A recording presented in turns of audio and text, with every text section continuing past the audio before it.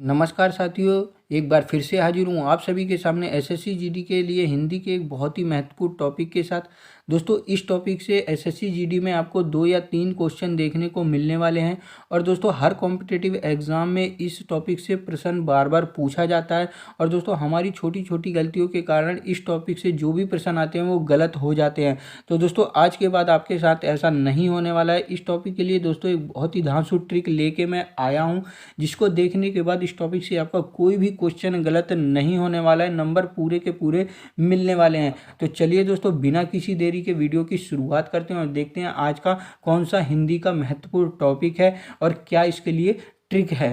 लेकिन उससे पहले यदि दोस्तों आप हमारे चैनल पर पहली बार आए हैं तो चैनल को सब्सक्राइब करके बेल आइकन को दबा दीजिएगा। अगर वीडियो आपको अच्छी लगे तो वीडियो को लाइक कर दीजिएगा, अपने सभी फ्रेंड्स में शेयर जरूर से कर दीजिएगा। तो चलिए दोस्तों, शुरू करते हैं। तो दोस्तों, आज का टॉपिक होने वाला है समास।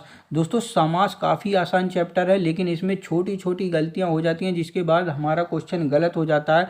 तो दोस्तों, आज की वीडियो में मैं आप सभी को बताने वाला हूं, जिसके बाद चुटकियों में दोस्तों आप आंसर दे सकते हैं बिना किसी गलती के साथ। और सबसे धांसू ट्रिक दोस्तों आज की वीडियो में मैं लेके आया हूँ, जिसके बाद आपको पूरे के पूरे नंबर मिलने वाले हैं। आपका क्वेश्चन भी दोस्तों गलत नहीं जाएगा। तो सबसे पहले ट्रिक जानने से पहले दोस्तों समास के बारे में हम थोड़ी सी इन्फॉर्मेशन जान लेते हैं।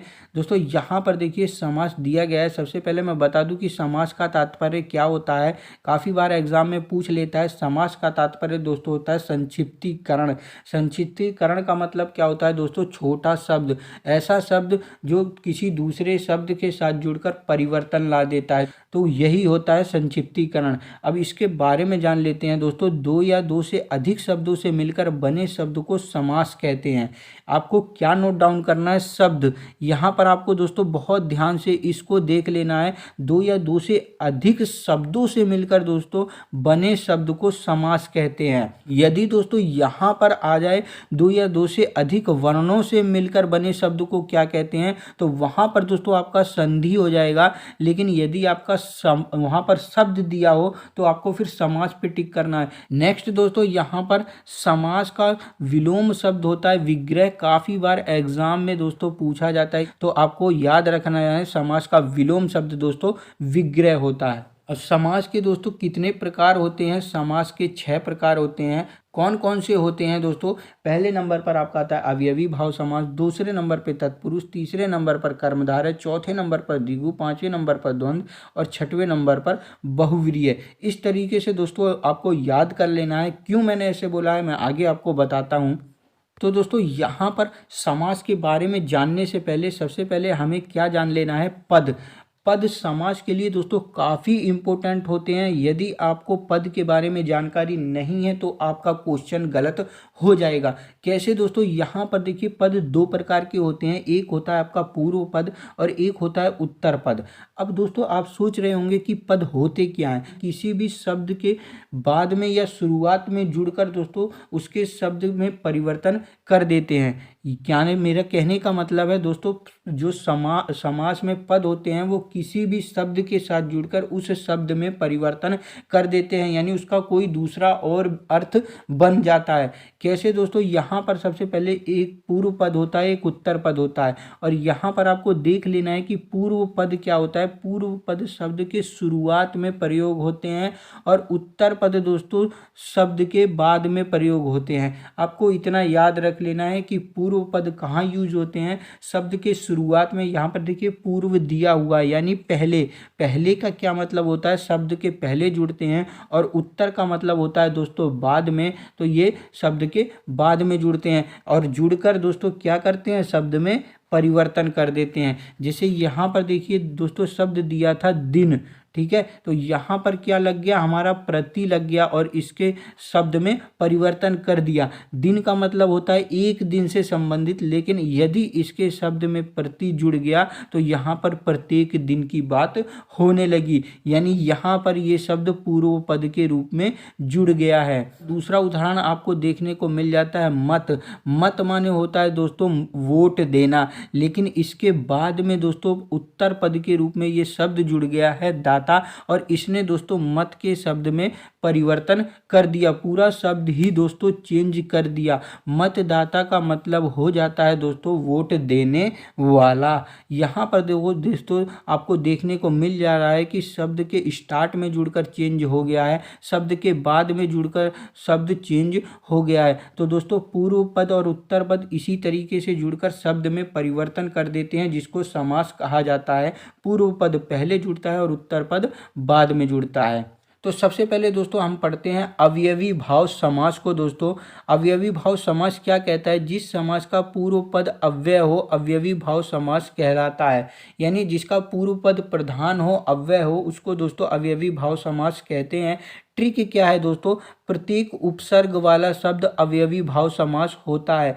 यानी जिस शब्द के शुरुआत में दोस्तों उपसर्ग लगा हो उसको अवयवी भाव समास कहा जाता है। अब दोस्तों उपसर्ग क्या होता है? आप सभी ने पढ़ा होगा। उपसर्ग होता है शब्द के शुरुआत में जुड़ता है और प्रत्यय होता है शब्द के बाद में जुड़ता है। तो जितने भी उपसर्ग वाले शब्द होंगे वो सब अवयवी भाव समास होंगे। जैसे दोस्तों यहाँ पर स्थान के आगे दोस्तों यथा जुड़ गया और इसने क्या कर दिया? शब्द में चेंज कर दिया स्थान के अनुसार। यहाँ पर दोस्तों दिन में प्रति जुड़ गया तो आपका प्रत्येक दिन हो गया। यहाँ पर दोस्तों जीवन में आ उपसर्ग जुड़ गया तो जीवन भर हो गया।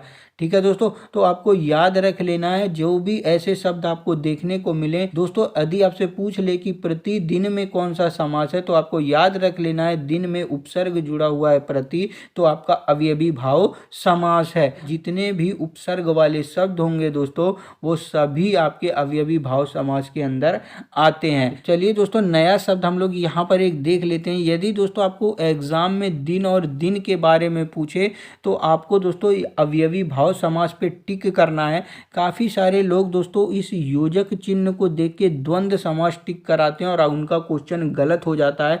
यहाँ पर दोस्तों यदि दिन और दिन पूछे तो आपको अवयवी भाव समास पे टिक करना है। रात और रात पूछे तो आपको अवयवी भाव समास पर टिक करना है। अब ऐसा क्यों करना है आगे जब हम द्वंद्व समास पढ़ेंगे दोस्तों तो यहाँ पर आपकी कंफ्यूजन ये दूर हो जाने वाली है कि क्यों हमने दिन और दिन के साथ दोस्तों अवयवी भाव को टिक किया है। कि द्वंद्व समास में क्या होता है दोस्तों? जिस समास में पूर्व पद और उत्तर पद दोनों प्रधान हो द्वंद्व समास कहलाता है। जैसा मैंने पिछले भी बताया आपको कि द्वंद्व समास में दोनों पद प्रधान होते हैं, पूर्व पद भी प्रधान होता है और उत्तर पद भी प्रधान होता है। अब इसकी ट्रिक क्या है दोस्तों? द्वंद्व समास में योजक चिन्ह का प्रयोग होता है। ये वाला चिन्ह दोस्तों आपको ज्यादातर द्वंद्व समास में देखने को मिलने वाला है, लेकिन दोस्तों काफी बार ये चिन्ह दोस्तों आपको अवयवी भाव समास में भी देखने को मिल जाता है और दोस्तों यही गलती हमारे क्वेश्चन को गलत कर देती है। इसी चिन्ह को देखकर दोस्तों काफ़ी सारे लोग द्वंद्व समास पर टिक कर देते हैं, लेकिन वो दोस्तों हमारा अवयवी भाव समास होता है। आगे मैं बताने वाला हूँ कि क्यों अवयवी भाव समास में चला जाता है। इसकी दूसरी ट्रिक जान लेते हैं हम लोग दोस्तों। द्वंद्व समास में और शब्द का लोप होता है, यानी उसमें और शब्द जुड़ा होता है। अब दोस्तों कैसे और शब्द जुड़ा होता है वो देखिए। यहाँ पर काफ़ी सारे उदाहरण मैं लेकर आया हूँ। जैसे दोस्तों द्वंद्व समास को आपको पहचानने का तरीका बता दूं कि द्वंद्व समास में एक शब्द के बाद जो दूसरा शब्द दिया होगा दोस्तों वो आपका विलोम शब्द में दिया होता है। जैसे यहाँ पर माता का दिया हुआ है पिता, यदि आपका विलोम शब्द दिया होगा दोस्तों और विभक्ति से वो दोनों शब्द जुड़े रहे होंगे तब आपको द्वंद्व समास पे टिक करना है। केवल योजक चिन्ह को देख के दोस्तों आपको टिक नहीं करना है। यदि यहाँ पर आपको दिन और दिन दिया हो तो आप दोस्तों कैसे करेंगे? तो दिन और दिन दोनों ही दोस्तों आपको विलोम शब्द में नहीं देखने को मिल रहे हैं, तो यहाँ पर आपका अवयवी भाव समास आएगा। यदि आपसे पूछ ले दोस्तों रात और रात का पूछ ले तो आप किस पर टिक करेंगे? अवयवी भाव समास पर। क्यों? क्योंकि यहाँ पर दोनों शब्द विलोम शब्द से नहीं जुड़े हुए हैं। यहाँ पर देखिए दोस्तों दोनों शब्द जुड़े हुए हैं विलोम शब्द से। पाप और पुण्य, बीच में योजक चिन्ह आ रहा है और विभक्ति का लोप हो रहा है, तो यहाँ पर देखिए दोस्तों विलोम शब्द है, इसलिए आपका द्वंद्व समास आ जाएगा। सुख और दुख, यहाँ पर क्या है? विलोम शब्द हैं दोस्तों, आपका द्वंद्व समास आ जाएगा। राजा और रंक, यहाँ पर दोस्तों विलोम शब्द हैं तो आपका द्वंद्व समास आ जाएगा। जब दोस्तों शब्द विलोम शब्द से जुड़े तो द्वंद्व समास आएगा, अगर नहीं दोस्तों विलोम शब्द है तो आपका अवयवी भाव समास हो जाएगा। केवल योजक चिन्ह देख के आपको टिक नहीं करना है, नहीं तो दोस्तों आपका क्वेश्चन गलत हो सकता है। नेक्स्ट दोस्तों दोस्तों द्विगु समास के बारे में हम लोग समझ लेते हैं। जिस समास का पूर्व पद संख्यावाचक हो द्विगु समास कहलाता है। अब इसका मतलब क्या है, जिस समास का पूर्व पद यानी शुरुआत का पद जो है संख्या में दिया होता है दोस्तों, उसे हम द्विगु समास कहते हैं। कैसे दोस्तों, यहाँ पर दोस्तों राह लिखी हुई थी, राह माने होता है दोस्तों रास्ता, लेकिन उसके शब्द में चौर जुड़ गया यानी चार राहों का समूह। ये पहले ही एक राह थी, एक रास्ता था, लेकिन इसके आगे चौ शब्द जुड़ने से इसने इसके अर्थ में परिवर्तन कर दिया, चार राहों का समूह। यानी यहाँ पर देखिए चार आपको संख्यावाचक के रूप में देखने को मिल रहा है, तो द्विगु समास होगा। यहाँ पर दोस्तों सप्त द्वीप, द्वीप के आगे यहाँ पर देखिए आपको सप्त यानी सात देखने को मिल रहा है, सात द्वीपों का समूह। तो यहाँ पर एक संख्या दी हुई है, तो इस वजह से दोस्तों आपका द्विगु समास हो जाएगा। दोस्तों अब इस ट्रिक से रिलेटेड मैं आपको टॉपिक खत्म होने के बाद कुछ क्वेश्चन भी कराने वाला हूँ, जिसके बाद आपकी सारी कन्फ्यूजन दूर हो जाएगी। ठीक है दोस्तों, आपका एक भी क्वेश्चन 100% गारंटी के साथ एग्जाम में गलत नहीं होगा। अगर वीडियो आपको अच्छी लग रही हो तो वीडियो को लाइक कर दीजिएगा, अपने सभी फ्रेंड्स में दोस्तों शेयर कर दीजिएगा, और चैनल को दोस्तों सब्सक्राइब जरूर से कर दीजिएगा, क्योंकि इस चैनल पर आपको दोस्तों एसएससी जीडी से रिलेटेड इसी तरीके की मोस्ट इंपोर्टेंट वीडियो देखने को मिलती रहेंगी। नेक्स्ट दोस्तों कर्मधारय पढ़ लेते हैं। जिस समास का पूर्व पद विशेषण और उत्तर पद विशेष से हो कर्मधारय कहलाता है। तो दोस्तों इस तरीके से आपको याद नहीं होगा, लेकिन ट्रिक क्या है दोस्तों, इस समास में किसी की विशेषता बताई गई हो, अगर आपको लग रहा है कि किसी चीज की विशेषता बताई जा रही है तो आपको कर्मधारय समास पर टिक कर देना है। कैसे दोस्तों, काली मिर्च दिया गया है यहाँ पर। काली मिर्च का दोस्तों मतलब होता है काली है जो मिर्च, यानी यहाँ पर दोस्तों मिर्च की विशेषता बताई गई है कि मिर्च हमारी कैसी है, काली है। तो आपको समझ में आ गया होगा दोस्तों, यहाँ पर विशेषता बताई जा रही है मिर्च की, तो कौन सा समास होगा, कर्मधारय समास होगा। नील कमल, नीला है जो कमल, यानी कमल की विशेषता बताया जा रहा है कि नीला है कमल, तो यहाँ पर आपका क्या होगा, कर्मधारय समास होगा। नेक्स्ट दोस्तों हम लोग बहुव्रीहि समास पढ़ लेते हैं। जिस समास में दोनों पदों के माध्यम से एक विशेष यानी तीसरे अर्थ का बोध हो बहुव्रीहि समास कहलाता है। अब इसका ट्रिक क्या है, आपको ट्रिक याद करना है दोस्तों, किसी तीसरे व्यक्ति के बारे में बताया जाता हो। जिस समास में किसी तीसरे व्यक्ति के बारे में बताया जा रहा हो तो वहां पर आपका दोस्तों कौन सा समास आ जाता है, बहुव्रीहि समास आ जाता है। कैसे दोस्तों, 10 आनन दिया हुआ है, 10 मुख हैं जिसके अर्थात रावण। यहाँ पर किसी तीसरे व्यक्ति दोस्तों रावण की बात करी गई है, उसके बारे में दोस्तों बताया गया है। 10 आनन यानी 10 मुख हैं रावण के, रावण हमारा क्या हो गया, तीसरा व्यक्ति हो गया, तो यहाँ पर आपका बहुव्रीहि समास हो जाएगा। दोस्तों इसको आप काफ़ी सारे लोग पहचान लेते हैं, काफ़ी आसान होता है पहचानना बहुव्रीहि समास को। जैसे दिया हुआ है नीलकंठ, नीला है कंठ जिसका अर्थात शिव, यहाँ पर देखिए भगवान शिव की बात करी गई है, तीसरे को दोस्तों प्रधान बताया गया है, तीसरे व्यक्ति के बारे में बताया गया है, तो यहाँ पर आपका क्या हो जाएगा दोस्तों, बहुव्रीहि समास। अब नेक्स्ट हमारा है तत्पुरुष समास। दोस्तों तत्पुरुष समास में काफ़ी सारे क्वेश्चन आपके गलत हो जाते हैं। यदि आपको तत्पुरुष समास से पूछ ले तो आपका क्वेश्चन गलत हो जाता है, लेकिन आज के बाद दोस्तों नहीं होने वाला है। इस टॉपिक को पढ़ने के बाद आपका तत्पुरुष समास से कोई भी क्वेश्चन गलत नहीं होगा। देखिए कैसे, जिस समास का उत्तर पद प्रधान हो तत्पुरुष समास कहलाता है। ये हमने पहले भी पढ़ा है। इसके 6 भेद होते हैं, आपको याद कर लेना है। 6 भेद कौन कौन से होते हैं, कर्म तत्पुरुष, करण तत्पुरुष, संप्रदान तत्पुरुष, अपादान तत्पुरुष, संबंध तत्पुरुष और अधिकरण तत्पुरुष। तो दोस्तों अब इसमें आपको एक बात और नोट डाउन कर लेनी है। काफ़ी बार एग्जाम में कर्म तत्पुरुष ना देकर आपसे कह देगा कौन सा समास है, तो यहाँ पर आपको द्वितीय तत्पुरुष, तृतीय तत्पुरुष, चतुर्थ तत्पुरुष, पंचम तत्पुरुष, षष्ठ तत्पुरुष, सप्तम तत्पुरुष ऐसे पूछ लेता है। तो यदि आपको दोस्तों द्वितीय तत्पुरुष के बारे में पूछा हो तो आपको कंफ्यूज नहीं होना है। द्वितीय का मतलब है कर्म तत्पुरुष के बारे में पूछ रहा है, तृतीय तत्पुरुष के बारे में पूछ रहा हो तो आपको याद रखना है करण तत्पुरुष के बारे में पूछ रहा है। पहला तो हमारा दोस्तों तत्पुरुष होता ही होता है, यदि दूसरा पूछ ले तो कर्म हो जाएगा, तीसरा हो जाएगा करण, चौथा संप्रदान, पांचवा अपादान, छठा संबंध और सातवां अधिकरण ऐसे पूछ लेता है। सप्तम तत्पुरुष कौन सा है, तो आपको अधिकरण तत्पुरुष पे टिक कर देना है। आइए दोस्तों इनके बारे में भी पढ़ लेते हैं। पहला क्या है, कर्म तत्पुरुष। इसमें क्या होता है दोस्तों, को का लोप हो जाता है, यानी यहाँ पर दोस्तों आपको को शब्द देखने को मिल जाएगा। जैसे यहाँ पर जेब कतरा दिया हुआ है, यदि हम इसका अर्थ निकालें तो जेब को काटने वाला, जेब को काटने वाला। तो दोस्तों ये देखो यहाँ पर आपको देखने को मिल जाता है को शब्द।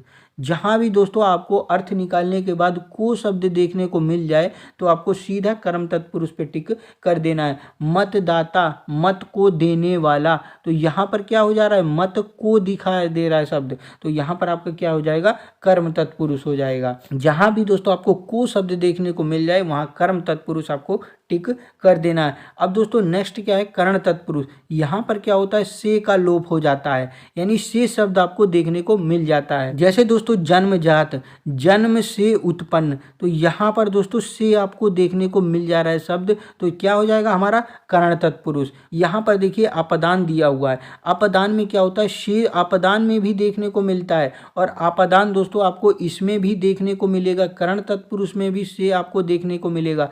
लेकिन अपदान और करण में अंतर क्या है दोस्तों, इसमें जो है अलगाव का पता लगता है, यानी कोई वस्तु किसी से अलग हो रही है। जैसे यहाँ मैं कह दूँ धनहीन, धन से हीन, से आ गया और हीन यानी धन से अलग हो रहा है वो, तो अपदान हो जाएगा। वहाँ पर देखिए दोस्तों गुणहीन मैंने क्यों काट दिया था, गुणों से हीन, यानी गुण से अलगाव की नीति आ रही है, वहाँ पर अलगाव का पता चल रहा है तो अपदान हो जाएगा। जहाँ पर दोस्तों अलगाव ना हो तो वहाँ पर दोस्तों आपका करण तत्पुरुष होगा, लेकिन यदि अलगाव दिया होगा तो आपका अपदान हो जाता है। जैसे यहाँ पर दिया हुआ है भयहीन, भय से हीन, तो यहाँ पर क्या हो रहा है, अलगाव हो जा रहा है, तो आपका क्या हो जाएगा, अपदान तत्पुरुष होगा। और दोस्तों अब हम पढ़ लेते हैं संप्रदान तत्पुरुष।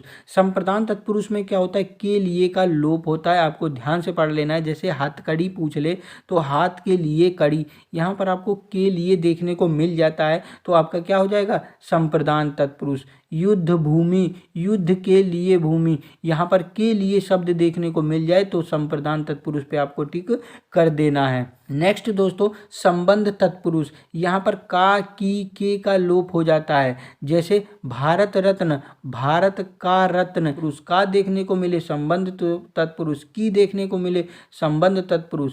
ठीक है दोस्तों, यानी आपको केवल इस वर्ड को छोड़ देना है, को आपको दोस्तों छोड़ देना है। यदि को आपको देखने को मिल जाता है तो आपका कर्म तत्पुरुष होगा, लेकिन अगर का, की, के देखने को मिल जाता है तो आपका क्या हो जाएगा, संबंध तत्पुरुष। काफ़ी सारे लोग दोस्तों इसी वजह से गलत कर देते हैं, को भी लिखा आता है तो दोस्तों वो संबंध को टिक कराते हैं और उनका क्वेश्चन गलत हो जाता है। लेकिन यदि को लिखा हुआ है दोस्तों आपको कर्म तत्पुरुष के साथ जाना है, और का, की, के आपको देखने को मिले तो आपको संबंध तत्पुरुष पर टिक करना है। नेक्स्ट दोस्तों अधिकरण तत्पुरुष, यहाँ पर देखिए से ये गलत हो गया है दोस्तों। अधिकरण तत्पुरुष में क्या हो जाएगा, में और पर का आपको देखने को मिल जाता है। क्या देखने को मिल जाता है दोस्तों, में और पर का।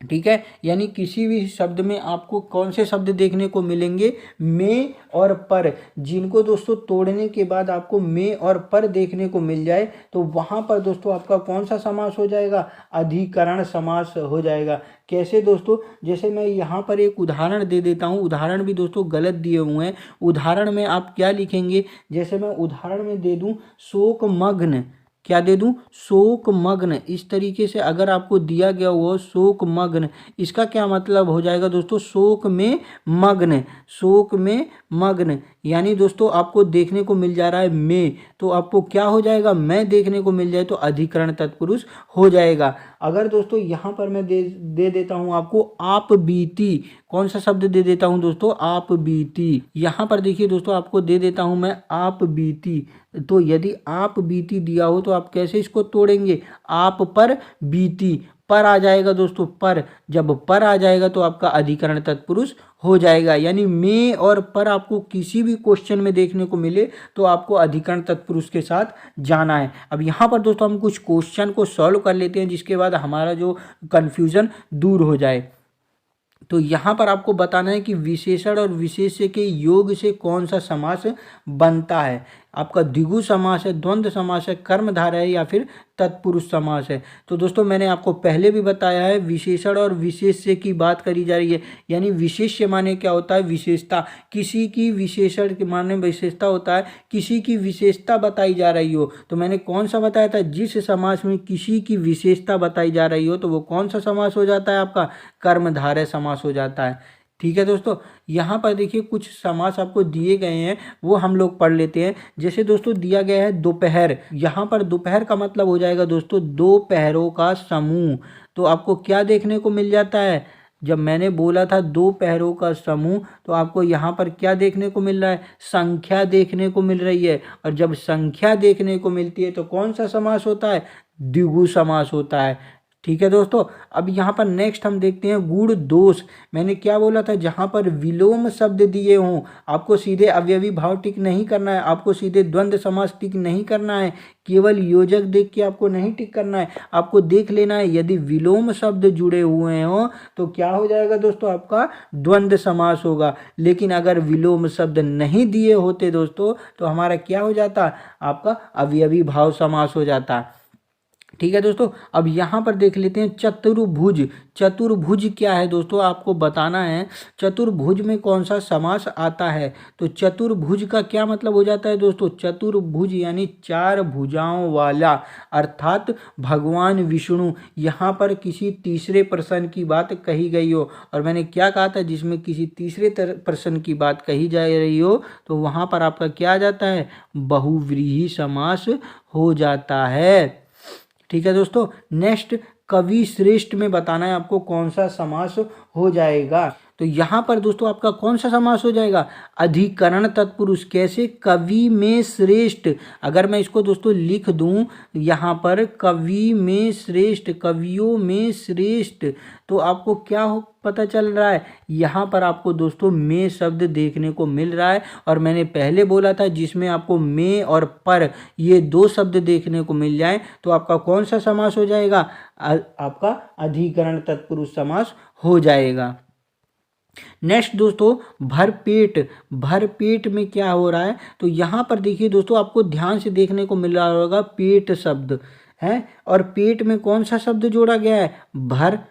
तो क्या हो जाएगा, मैंने क्या बोला था, उपसर्ग शब्द वाले तत्व कौन सा है, उपसर्ग वाले शब्द कौन क्या होते हैं, आपका अव्ययी भाव समास हो जाते हैं। तो यहाँ पर दोस्तों उपसर्ग से जुड़ा हुआ है तो क्या हो जाएगा, आपका अव्ययी भाव समास हो जाएगा। ठीक है दोस्तों, आपको सीधा यही बात अपने दिमाग में लानी है कि उपसर्ग जुड़ा हुआ है तो अव्ययी भाव समास। नेक्स्ट यहाँ पर दोस्तों आपको एग्जाम्पल में दो और दिए गए हैं, इसको दोस्तों आपको होमवर्क के लिए आपको कमेंट करके बताना है कि इनका कौन सा समास, दानवीर और प्रत्येक, इन दोनों में कौन सा समास है। अगर वीडियो मेरी आपको अच्छी लगी हो तो वीडियो को लाइक कर दीजिएगा, अपने सभी फ्रेंड्स में दोस्तों शेयर कर दीजिएगा, और दोस्तों टॉपिक को ध्यान से पढ़ लीजिएगा क्योंकि इसमें दोस्तों आपको 2-3 क्वेश्चन जरूर देखने को एसएससी जीडी के एग्जाम में मिलने वाले हैं। तो चलिए दोस्तों मिलते हैं नेक्स्ट वीडियो में, लेकिन दोस्तों चैनल को जरूर से सब्सक्राइब करके बेल आइकन को दबा दीजिएगा। जय हिंद दोस्तों।